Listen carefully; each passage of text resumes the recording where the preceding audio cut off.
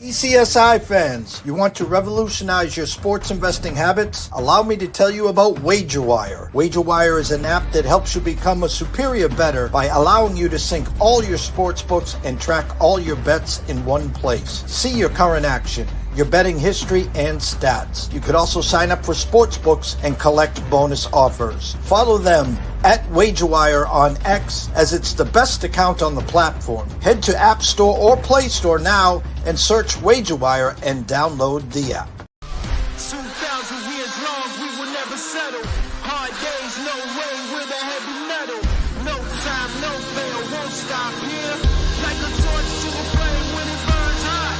We won't stop, come on, bring it higher.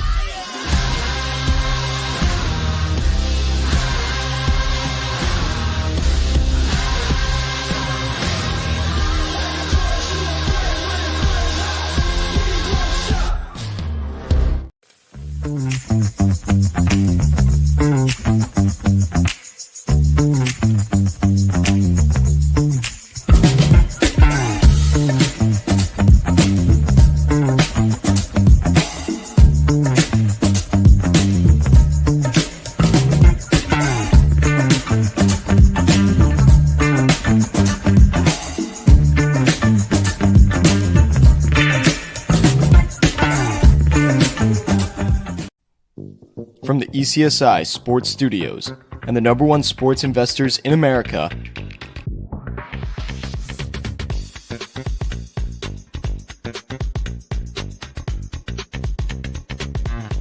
we bring you the closing bell. As the market closes, legends Jeff Dawson and Riley Magnuson bring you all the sports investing tips for tonight's matchups. If you want to learn more from the two legends at the desk, make sure you stay tuned to the closing bell. Good afternoon, sports fans from all around the globe. I am the co-host, Jeff Dawson, East Coast Sports Investors, and it's that time of the day for the closing bell on Wednesday, April 9th. We are, 12, maybe 15 hours from the Masters teeing off. I had a great show today at high noon with Brady Cannon. He talked about the course history, the correlated courses, and of course, his outright selections, top 20s, and head-to-head matchups. And we talked to Riley about the Masters, talk a little UFC, 314 in Miami, baseball going on as we speak. I'm going to try something. And guys, you know I am no production genius here. We're going to start a couple times a week, thanks to Matt at WagerWire. We're going to start showing some tickets that are available at wagerwire.com in the marketplace. So we're going to have our own marketplace. And I'm staring at a 5-team parlay here that is real tough to crack here. So I'm going to talk to Riley about it. How can we initially crack this? So first and foremost, a shout out to our sponsorships. It's WagerWire. Head on over to Google Play, download that app. It is free. Viva Tequila Seltzer, 6 flavors in all. The East Coast is Cuckoo for coconut, and AtlantaSteaksAndSeafood.com. Place an order today. You could be grilling by as early as Thursday. So without further ado, Mr. Riley Magnuson. What's up, champ? What is up, my friend? Happy Wednesday. Getting ready for some Masters action myself. Starting tomorrow. Already watching the old Part 3 contest. Got a little Luka return to Dallas tonight. And other than that, we've got some baseball games that have already been going along today. So good day to get right into it. And obviously we'll talk about some Masters and then plenty of other random things you and I didn't get to talk about. The surprise Denver gutting of their coaching, or I shouldn't say coaching staff, but Mike Malone and general manager kind of off the wall. But they will be in action tonight, so I'm sure we'll be talking about a little NBA as well, my friend. All right, I'm going to get this out of the way here. We were working on it backstage. Let's see if I can pull this one off. Here, I'm going to just try this for humor here. Let's just take this part of it off and let's bring this to the stage. And then let me come over here and then pump this up here. to the best of my ability here, guys, and bear with me here. I'm going to talk it out for everyone here. I'm going to go big screen here. What this is a $10 wager with a 50% parlay boost. You can find this at wagerwire.com in the marketplace. This ticket is for sale. 3 of the 5 legs are already in and cashed. Ohio State to win the national championship, which they did. The Philadelphia Eagles to win the Super Bowl, which they did. The New York Yankees to be the American League winners last year, which they were. And we have 2 pieces left. One, the last leg is Brazil to win the World Cup 2026 plus 700. So we don't have to worry about that. What we have to worry about is they have the NBA champ will come from the East this year. Yep. Okay. Now, I think when they placed this wager, the assumption the Celtics were the prohibitive favorite. I mean, preseason and the start of the season, they were the prohibitive favorite. Then came OKC. They've been flip-flopping back and forth. Now look at the season the Cavs had. So it most likely will be a 2-horse race. If it's not either Cleveland or Boston, I think this ticket obviously is going to go up in flames with the Wild Wild West. Right. Now, OKC, I think you got to talk Lakers with Luka and LeBron. In the background, you got Memphis, you got Minnesota, but you got Denver, who probably right now is out with the coach being fired there. They might win a round. But my point is, last year, Dallas was a 5 seed. I think this year's Dallas could be Golden State. Right. Meaning since adding Butler, they're like 20-3. And so you got the 3 horsemen there with Curry, with Draymond, and with Jimmy Butler. So Matt sent me this. We're presenting this to the world right now. I'm going to ask you the actual value per wager wire right now on this ticket. I want to say was around $4,000. Okay. I have another ticket, which I'm going to pull up on my phone here. So get the actual value, but I'm going to allow you. What would you do? I mean, because we have no idea at the West right now. So there's really, our hands are tied right now. They talked about maybe selling some shares of this if possible. Is there anything that you think you could do off the top of your head right now to offset any of this? Right, and what's tough is the Thunder are plus 165. So unless you're big LeBron, Luka believer, and the Lakers are going to be that team that bust this thing or bust the West wide open. The Thunder are the team that you're scared of the most, obviously. I know a lot of people are obviously very firm in the Celtics camp right now. The way the season's ending here and the way they're shaping up, and you get them motivated. Which I'm kind of in that camp as well, as far as the Celtics being a great situation here.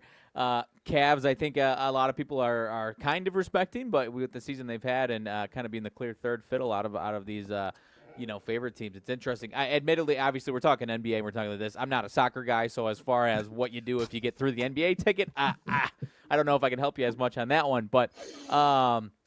No, it's an interesting one. As far as why anyone who is a seller should be interested in this, obviously you have a chance of this one to make some quicker money than having to wait another whatever it is. I think it was July 2026 for that World Cup to finish. So you put $10 in, you get 3 of these in the tank, and now you can actually get a good payday off of it if you're the seller in this one. So.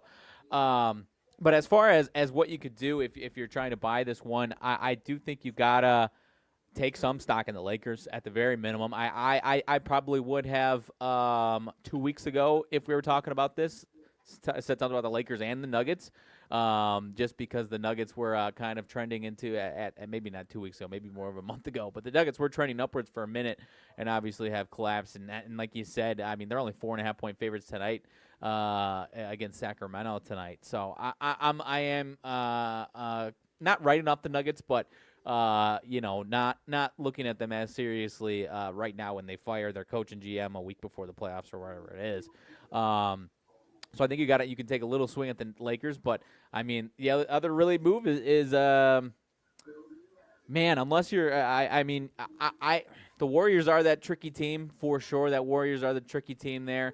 I think the Lakers are a bigger threat than the Warriors, but that's just matchup stuff there. I mean, it might shake out to where the Warriors, the Lakers and Thunder beat each other up or something along those lines. Could even be the case there. And then you get to beat up one of those teams playing against the Warriors. So. A lot of jockeying to be done for playoff position is the tough part at this point, too, where a week from now the playoff picture could look a little bit different as far as what those first round and second round matchups might be. But I do think if you are hell-bent on this, I mean, you probably got to take a little piece of the Thunder and the Lakers, and maybe you're just praying that the Warriors aren't the team that thwarts this whole thing. What are you thinking with it? Well, I'm looking right now. The original odds plus 6,300 to 1. The current odds are down to 14 to 1. The current value on this ticket is $4,203. And as you said, Celtics OKC will be a coin toss. If the Cavs get in there, the West will be favored over anyone. Yeah. I'd say over the Cavs. If a Golden State snuck in, well, maybe the Cavs would be slight favorites, but I know the public will be all in on the West if the Celtics don't make it there. So I think currently $4,203, obviously with the Celtics still alive, I would be, a hard pass here. So I think your hands are tied here as we speak. I don't know exactly what you could be thinking at this point, other than, all right, Celtics, stay healthy. Let's see the brackets, and then let's hold serve here. Right. Because as we're looking at it right now, there's 3 to 4 games, 2 to 4 games for every NBA team. Lakers Warriors is a first round matchup right now, but after tomorrow night, the Lakers could slip down to.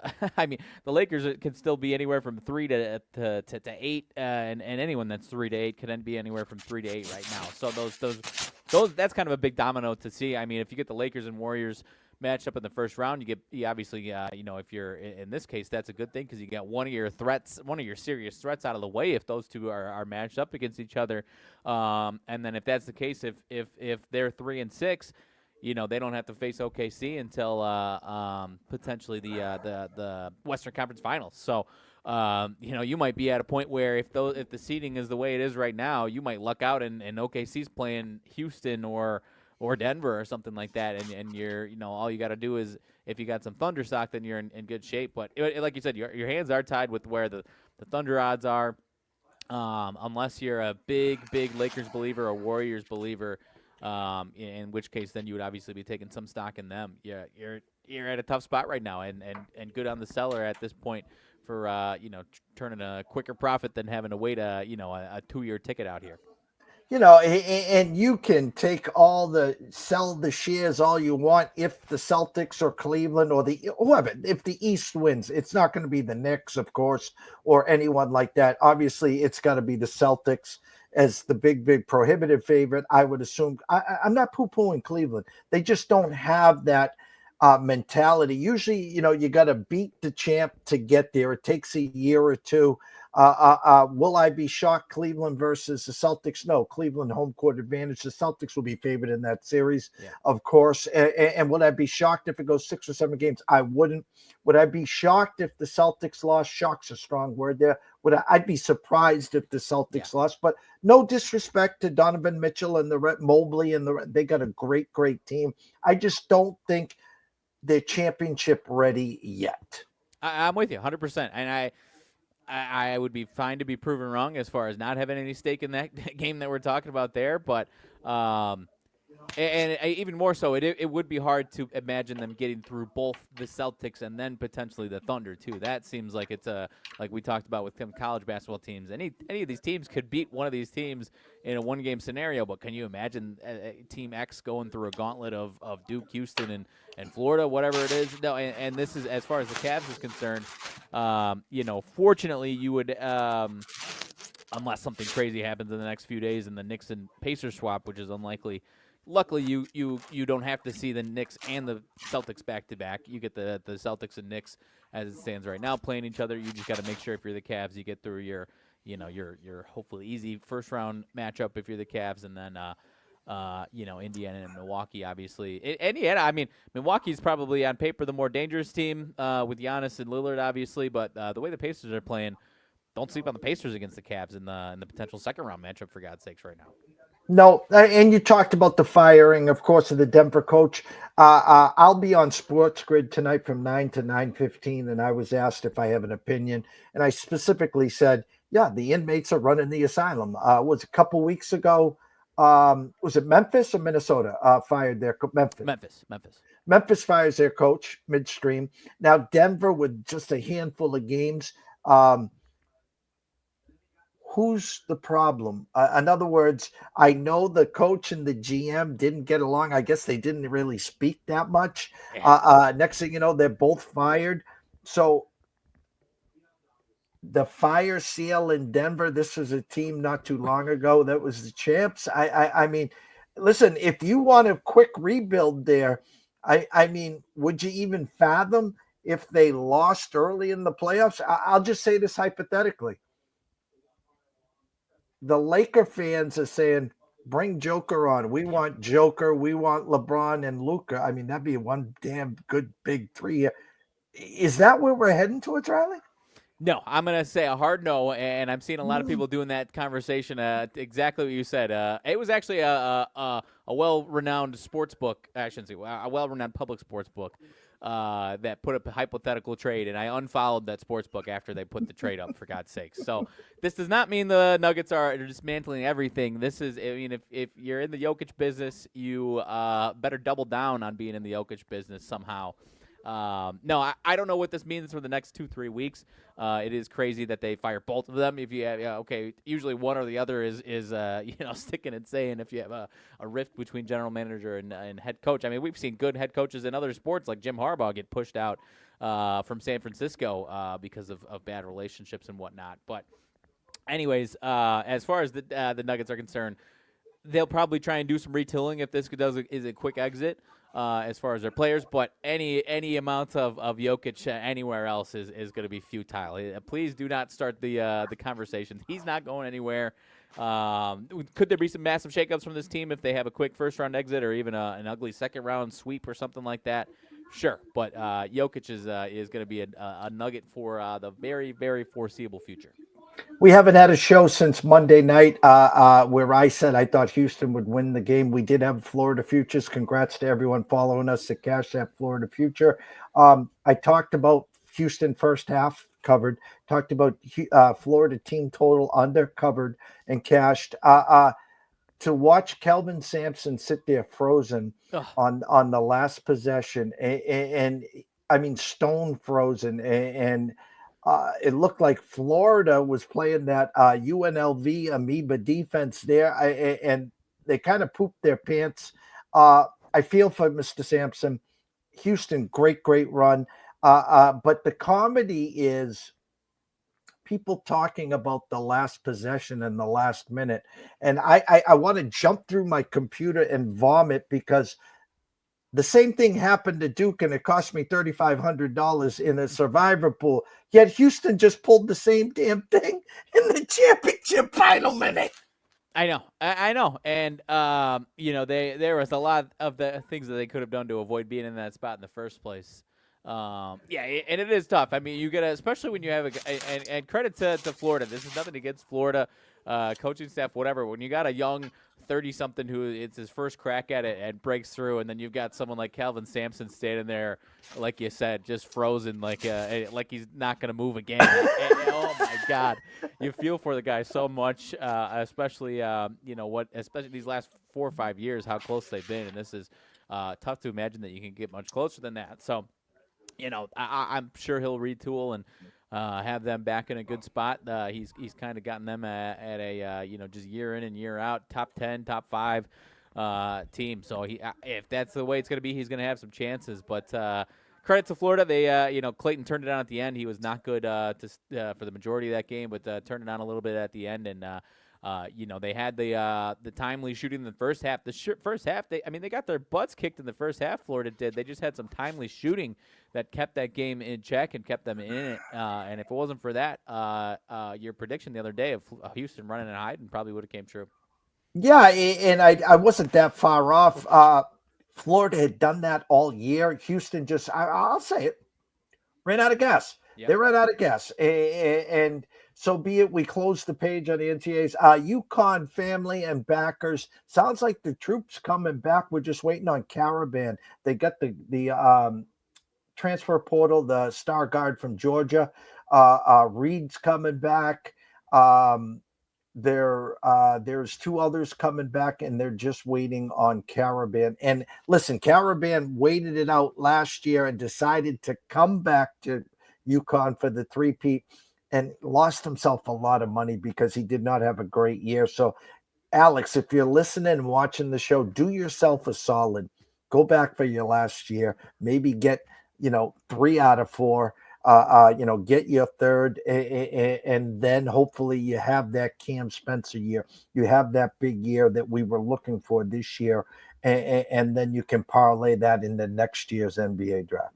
Yeah, definitely. And honestly, I need to take a couple days to review the last month's worth of transfer portal news and NBA draft news, because when you're enthralled in the tournament itself, you lose some stuff. I was just going back and looking at some of the Big Ten transfers or entrances to the transfer portal, and it's a different sport in and of itself, trying to track who is going where and going to the draft and who entered the transfer portal. They said they're coming back.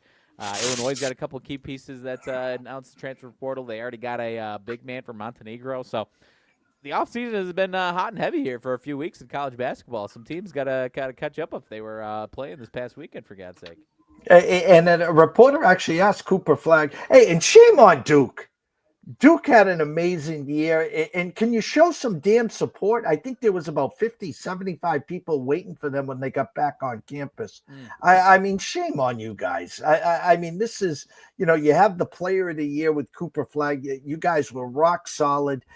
Yeah, you should have won and at least got to Monday, but show some damn respect to the team and all the hard work that they put in the off season, in the summer, October, and then the start of the year, getting where they did, 50, 75. That's embarrassing. Shame on Duke there. But they asked Cooper Flagg, are you coming back next year? And he had a smile from ear to ear. Cooper Flagg, of course, Mr. Broom from Auburn, Liam McNeely from UConn. So I assume those will be the consensus top 3, Riley. I think so. I typically the first week of the NBA playoffs get more into the mock drafts and whatnot. Cooper Flagg, obviously number 1, but Broom's going to be up there.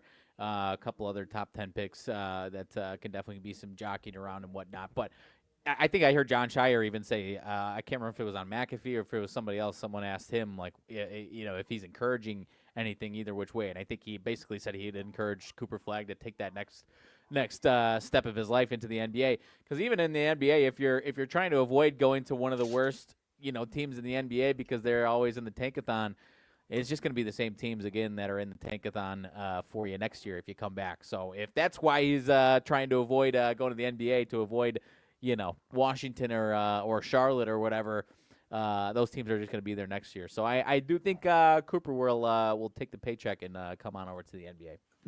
And again, I don't know what the largest NIL deal has been in history, and I don't know what Duke. I've been on that campus, and oh my God, it's the most beautiful. Actually, I like the Wake Forest's campus better, but Duke has an amazing amazing program, an Yeah. amazing campus. And just to go there, you need a second, third, and fourth mortgage unless you're getting scholarships and Yeah. paid. Right. So unless someone dropped, I don't know what his rookie contract would be. I don't know what he'd be making. I mean, if someone said, yeah, here's 9-10 million, is it worth versus maybe going to Washington, Utah, or Charlotte? I don't know. Yeah, that would be a different conversation. If somebody's offered him 9-10 million, then you would think he would have to maybe consider it. You can start to get some bigger shoe deals probably at that point too. If it's not that, then you got to take the guaranteed money. Obviously, if it's comparable there, but yeah, if somehow they can drop the bag to have him making double what he'd be making in the NBA, because I actually don't know what the rookie contracts are anymore these days right now, but. Like I said, he might be in Charlotte and have, not be far from Duke anyways. Could be in Washington, not too far. Obviously, Danny Ainge in Utah wants him, but because all the big Philly. I got to remember what all the protections are and whatnot. But Brooklyn would be the biggest market potentially that he could go to. But all these teams at the bottom are obviously in need of his services. New Orleans would be the interesting one because they're already kind of at a point of potentially tearing everything down and getting rid of Zion. So what happens if you got a Zion Cooper Flagg duo that one would play 82 games and the other one would play 28 games, I guess. But that would probably be what ultimately happens there. But nonetheless, can't wait to see how the lottery balls fall and. Hopefully my team's got at least a couple and gets a chance because I would love to have him in Chicago, my friend. UFC 314 getting jiggy with it at South Beach, Miami. Volkanovski versus Diego Lopez. We hit upon it a little on Monday. Anything that you see, we'll be back Friday afternoon, of course, where we can go touch upon it. Anything breaking, any numbers moving, anything you see, Riley? Yeah, I was going to say, we talked about Volk and Diego Lopez the other day, minus 125 for Volk, I do believe, at least on some books. So Diego Lopez right in that short little plus 105 range. Haven't seen much movement, I don't think, out of this Paddy Pimblett-Michael Chandler fight. The one that is interesting, Bryce Mitchell is a fighter that kind of has that, quick shock value to it, to who absolutely could change this thing up a little bit. As far as some line movement, I'm trying to not talk out of my you-know-what here and see if I can actually find some true numbers that have actually moved, and I'm struggling. But I do know that Bryce Mitchell fight, I believe, has moved a little bit there. He has kind of become one of those underdog fan favorites there. One of the bigger fights stepping up in competition that he's had in a few years here. So I am definitely interested in that one. I think he's got a legit shot. He's doesn't have a ton of fights by knockout, but he's kind of got that just change of fight quickly type of stuff to him. He can win by submission there. So that fight should be interesting. And then, like you said, we'll talk more on Friday, but you got Krylov and Reyes. That's kind of an underrated fight. Reyes had his both these guys kind of had their moment of fame and have slipped a little bit. So I'm leaning towards Krylov, but we'll see some more on Friday for sure and have some more thoughts there. Masters tees off tomorrow. Augusta National par 72, 7,555 yards. Again, we had Brady Cannon on here for 45 minutes talking this morning. I'd still be talking to him if I could. He talked correlated courses, Kapalua, Matsuyama, Morikawa. I talked to Jeffrey Benson at the Circa last night. That was a big, big mover. The shops have been pounding Morikawa. He had it down to plus 1,350 at his shop. You can get it at 1,600 on DraftKings. Brady bought it about 6 weeks ago, plus, 2,200. I'll give you my take on the Masters. 90 golfers, technically 79. There's 11 of them that are there just because they're there. 50 plus ties make it to moving day and Sunday. Of that, there's about 30 of them that can win. Now, when I say that, of course, there's outliers. We get all that. Live is now back into it. I think there's 11 or 12 live golfers. Rahm, DeChambeau, Koepka, Neiman, just a handful lefty Reed, and there's a handful DJ. Man, whatever happened to DJ? Oh my God. Chalk usually comes into this course. And anyone watching that wasn't here a year ago or wasn't a part of the ECSI VIPs, we will be releasing our card later this evening. If you want to be a part of it, go to eastcoastsportsinvestors.com. Top right corner, plans and pricing, scroll all the way to the bottom. The ECSI VIP experience, $3 a day, $99 a month, your own gym membership. Be a part of the Masters. Quick, easy, and painless. But going into Sunday, going into the back nine, we had 2 units on Scheffler. We had Morikawa. We had Oberg. We had DeChambeau. Okay, so we had it covered. There was one little thorn who I forget who it was we didn't have a piece of. I've had a hard time, Riley, with the live guys this year. I like DeChambeau. Circa had him at plus 1450. He's now 1700. Now, what was brought to my attention very simply is he was the first round leader last year. 9 of his last 10 rounds at Augusta have been over par. But the light bulb went on, and he was a force last year, and he was not going anywhere off that leaderboard. He's just not, I don't want to say cute enough around the greens. It takes soft wrists, soft hands around the greens. You got to be an artist, and he's a scientist. You're going to give me Scotty at plus 450. We haven't seen the Scotty of last year, but I know how he plays here because a few years ago I had Cam Smith at a big number, Riley. And these two were playing in the final pair, and I think they got to 10 or 11 tied, and Scotty's like, thanks for playing. The same as last year. Oberg in the water. Morikawa in the water. Here comes Scotty. Back nine specialty. Thanks for playing. Rory. Plus 750, trying to get the Grand Slam. Finally, hasn't won a major in 10 or 11 years. No one's playing better in the world than Rory. Then there's that Morikawa guy that again, the shops are on, that my eyes are flocking to. So I talked enough. Riley, the first tee is yours. Talk about the Masters. Yeah, I mean, just talking about Scotty, you got the I don't know. It was like a month ago or so, Phil Mickelson gives the extra thorn, and Scotty's not going to win anything until the Ryder Cup either. So now you got that coming to roost where those two are in the same building together this week at that point there. And the live guys are the interesting case, because I'm glad you kind of preface it like that. Because you've got, like you said, you got Rahm, who is I think third in odds across the board for the most part, who everyone thinks when he's on, he is in that same company of top 3. If not, I mean, if he's on, you can put his game just about up against anybody's other than maybe Rory's, if Rory's on fire or Scotty's on fire. All three of those guys obviously have that respect of when they're on, they can be there.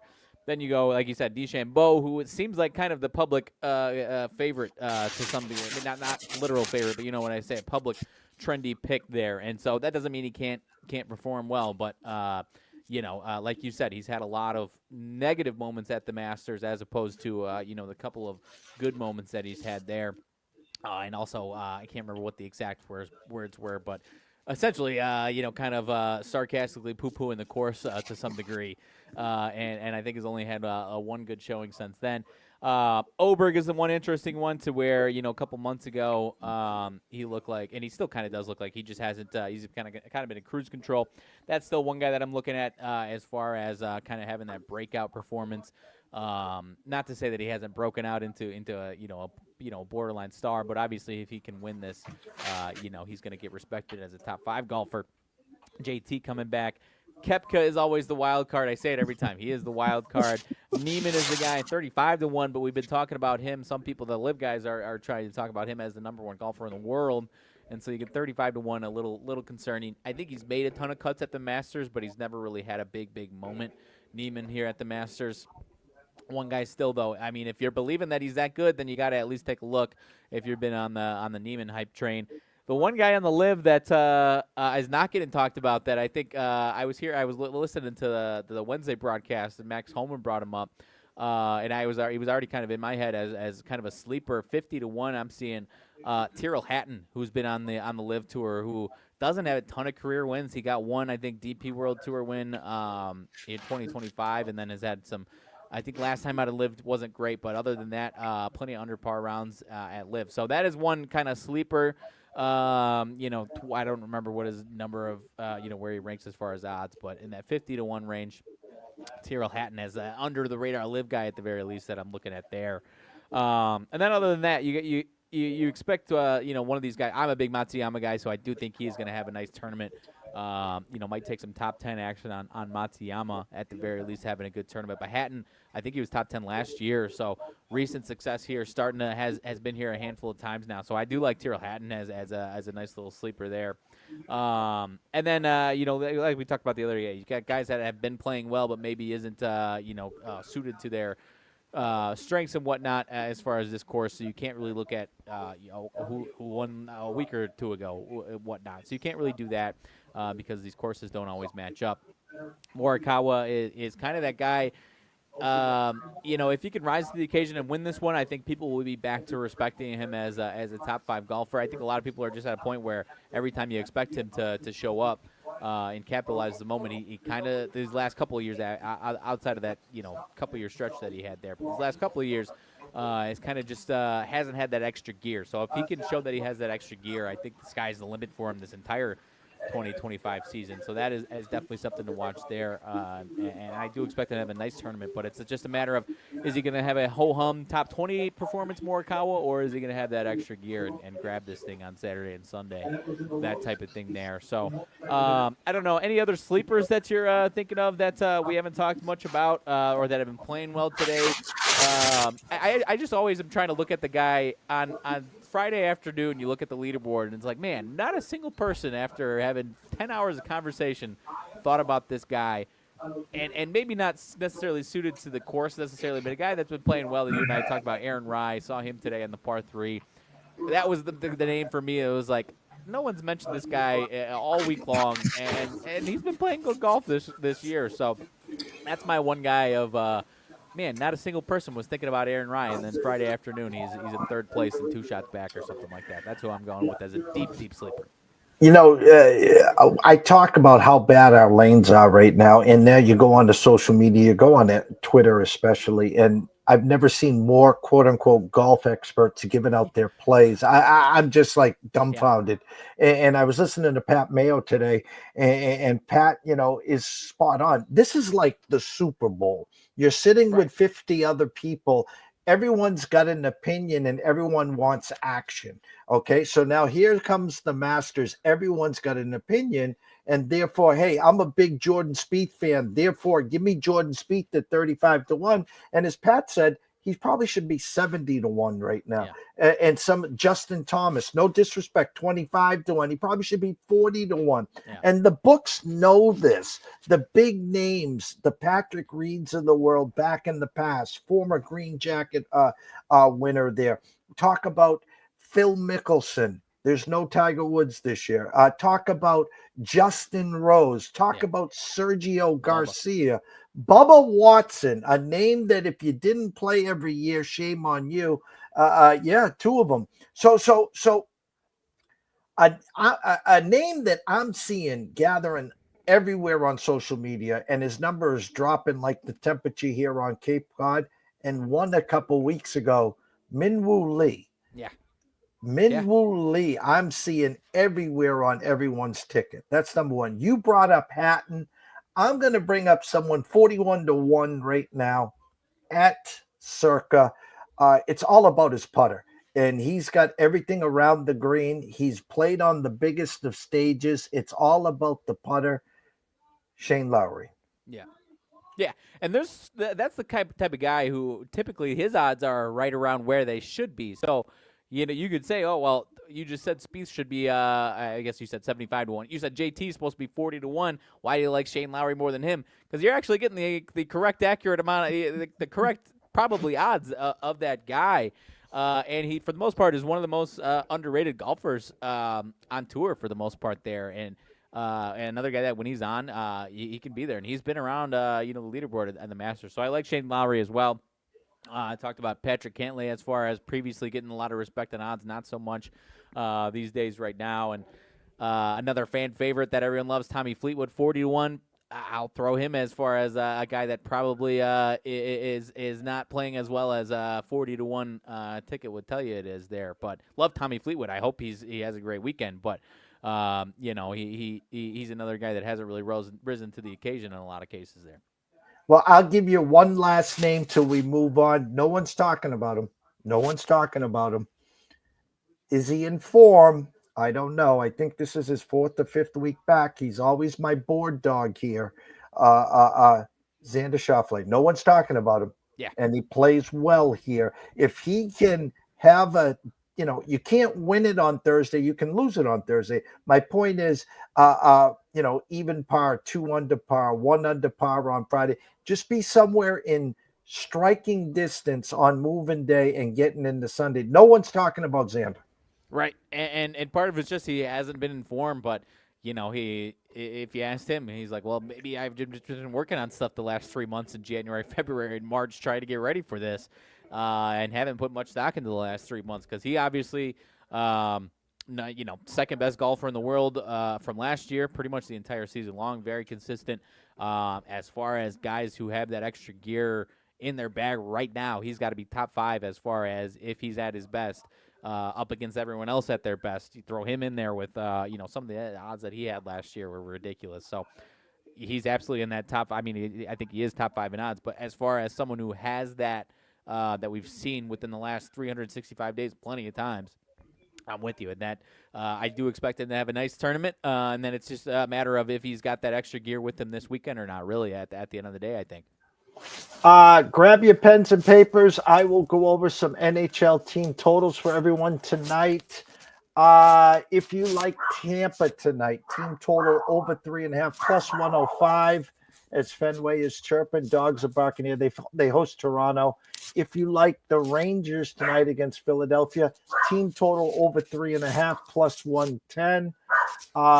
Minnesota, San Jose, a little juicy. If you like Minnesota here, over 3.5, you got to lay 35 cents there. Calgary at Anaheim. If you like Calgary tonight, team total over 3.5, plus 115. St. Louis and Edmonton. Overnight, Edmonton opened up minus 145. It's a near pick. I like the Blues here. I like the Blues plus the 105 if you can get it there. You can't get into their team totals there. Both of them are 2.5, one over 140, one over 145. Day baseball as we speak. Let me see. St. Louis beats Pittsburgh 2-1. Miami and Meyer beat McGill and the Mets 5-0. Yankees 4-3. Fried beats Flaherty. Fried had a great day. Texas, Amunga had a bad 5th inning. Texas wins at Wrigley 6-2. Currently going on right now, Cincinnati 5-1, top of the 6 at San Fran. I think they can, if I'm not mistaken, going to sweep there. Dodgers now 4-4. Knack versus Irvin in Washington. Houston 4-0, bottom of the 3rd. San Diego 2-1. They're getting caught with the injury bug. Tatis was left the game. I think Cronenworth left the game yesterday, and Merrill was already hurt. So Arizona and Fat 5-0. Against Baltimore. NBA, my friend, it's a little interesting. Like I said, there's a lot of jockeying for position going on. My Bulls are hosting the Heat in a, if you care about the play-in seedings, a big one as far as that is concerned. Both those teams tied for 9 and 10. Heat minus 2.5 point favorites in Chicago here tonight, which the way the Bulls have been playing, obviously not a fantastic much amount of respect for the Bulls there as far as a home little dog there. The loser of that game will probably be the 10 seed hosting potentially the other team. The winner of this game has a chance to catch Atlanta at the 8 seed potentially there. Celtics on the road 7.5 at the Magic. A little sneaky as far as that one is concerned. Celtics obviously playing fantastic. The Magic, for what it's worth, have been playing better this last week and a half or so. They've won 4 of their last 5. They are, showing signs of life despite a rough December through March, I guess it probably was. Any fishiness as far as that one for the Celtics over here for you? overtime win against the Knicks at the Mecca last night. What I am hearing is they are sitting everyone but Missoula tonight. So this, and they have always had problems with Orlando. Of course, Orlando 7.5 point. I'm I sorry. wouldn't. I'm cutting you off. I thought it was Celtics minus 7.5. I had misread this one completely all day long, for goodness sakes. And I was like, man, that seems like a little bit of a small line, but maybe not that crazy. Okay, Magic minus 7.5. Sorry, yes. Everyone is sitting out for the Celtics. Continue, please. No, so again, the Celtics can't get the number 1 seed. They're locked into the 2 seed back to back. Jaylen Brown's trying to limp to the finish line so he can be a part of the All Pro or All NBA, whatever. Blah blah blah blah blah. Yeah. He's already gotten paid. How much? I mean, how much more do you need than $330 million, Jaylen? Yeah, it's start a GoFundMe. Help me down here, will you? Yeah. So again, Orlando's supposed to win this game, but we know it's the NBA there. The Denver-Sacramento game is the real interesting one. Denver opened up 1 point favorites, now 4.5. You usually coach gets fired, coach and GM here, so you can parlay that. Now 4.5 point favorites. I like Denver here. I like Denver in the first half here. I like them to cover the 4 or 4.5 here. I was excited to see that one. Other than that, I mean, it's a brutal board. Yeah, other than that, I wouldn't advise anyone to dive into it. But the other one that people are talking about, obviously, Lakers and Mavs, Luka going back to Dallas. I saw everyone in the world who's trying to get action on it is going Luka overs, which I can understand. I'm not telling you to go contrarian, although when I see 90% of the world is on one side, I typically like to go to the other side. It is going to be an emotional performance for him tonight, so anything can happen. I'm just going to stay away from it altogether, and at this point, I advise you to stay away from it because his overs are not going to be, in a fair spot for you to pick off on him there. If you want to take a stab at the unders because they're all inflated because it's Luka in the first place and it's against the Mavs, then be my guest and take some swings at the unders for goodness sakes there. But other than that. Lakers minus 4.5 in Dallas. Dallas essentially lipping to the finish line themselves right now. They are not locked into the 10th seed, but they got a 3-game lead over the Suns with, I think, maybe 3 games exactly to play here, if not 4. So Dallas will be seeing them can jump up to the 9th seed, but probably going to be seeing them a quick exit in a week or so in the play-in game, I would assume. Yeah, Dallas getting a little money here. I'm looking at ticket count here, and 82% of the bets, 94% of the money on the Lakers, yet they opened at 5, down to 4.5. A 228 now, a 229. Again, they expect the Lakers to get to 115, 117. Everyone in the world has got Luka, power boost this, mega whale this, yada, yada, yada, that. I'll probably be watching live at the Masters till I fall asleep tonight. I did want to add one other thing about the Masters. When we had Brady on, the 3 biggest tickets, meaning the most tickets and the most money are on Scotty, Rory, and DeChambeau. All 3 of them are their biggest liability as well. And again, Brady stayed away from all 3 of those. We tend to, in our lanes, we want to be contrarian. We want to stay away from the lightning rods, the Lucas today. This is the one golf tournament that I think, other than the PGA, other than the US Open, other than the British Open, that again, kind of, unless there's that outlier like Angel Cabrera, who was in prison for 2 years. That's why you take a $2 pizza and beer money shot on a long shot. That's why you throw that in there if you like to, Exactly. Justin Rose at 125 to 1. Sergio, who was 115 to 1, now 75 to 1. That's what people are doing. That's our pizza and beer. Hey, listen, Justin Rose at 125 to 1. If you put $10 on him and he happened to win, you make yourself a quick $12.50. You can get plus money on all those big dogs at top 20, top 30, and top 40 as well. So much we covered. 50 minutes. Closing thoughts. Nothing too crazy other than catch us on Friday to talk more about that UFC card. We'll have more to give you as far as that once we're past the Masters, obviously. I'm sure we'll have some NBA and MLB as well. But as far as us, you and I do, not to toot our own horn, but I think do a really good job. Not just you have your guests, obviously, previewing these golf tournaments, but you and I have had some good conversations once the golf tournament has started and ways to get into it if you are dying to get into it or strategic ways to get into it. Once the thing has started, in this case, it'll be Friday afternoon, so halfway probably through.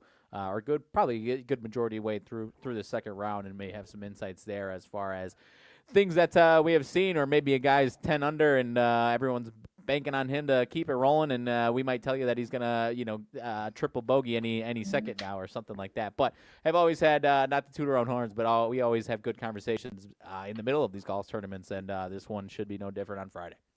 I think I'm going back the year that Rahm won. I think Brooks Koepka was the first round leader, and he had like a 3-shot lead. And people will dive into, they get into the pre-flops, and then they look at the first round, and they're like, oh, shit, I didn't have Brooks Koepka on my card. And he's got a 3-shot lead, and I can get him at 2-1.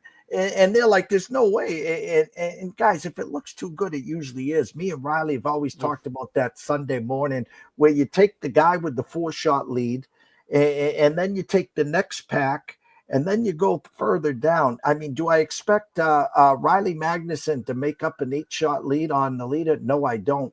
But if the leader comes back to the pack and loses 4 shots, I think Riley Magnuson can make up a 4 or 5-shot lead on the rest of the pack. That's how you play the Sundays. But if you want to get in pre-flop, God bless you. But don't get involved every night looking at your pre-flop card and then looking at the live odds. Let's say you had $100 invested in 5 golfers pre-flop. By the time Sunday comes, you got 15 golfers, you got $500 on it, and you need so-and-so to win, or don't get involved in the quicksand, Riley. Right. No, 100%. Well said, my friend. Tomorrow, 11 a.m., Adam Trigger will be back from Wager Talk to talk some MLB, maybe some AAA, maybe some KBO. Then around 11:30, 11:35, Matthew George, good friend of mine, producer at Sports Grid, at Sirius Radio, will be making his debut on this side of the mic. We're going to talk some NBA. We're going to pull up some graphs. He's going to do what he does best and talk sports there. And then 3 o'clock, Lou Finicaro, Fight Night Fortunes, UFC 314 will be here on tomorrow. So from myself, Jeff Dawson at DC Sports Invest, the one and only Riley Magnuson at Riley_Magnuson, the one. We wish everyone a blessed day. Enjoy yourself. Masters tomorrow morning. Breakfast with the Masters. See you soon.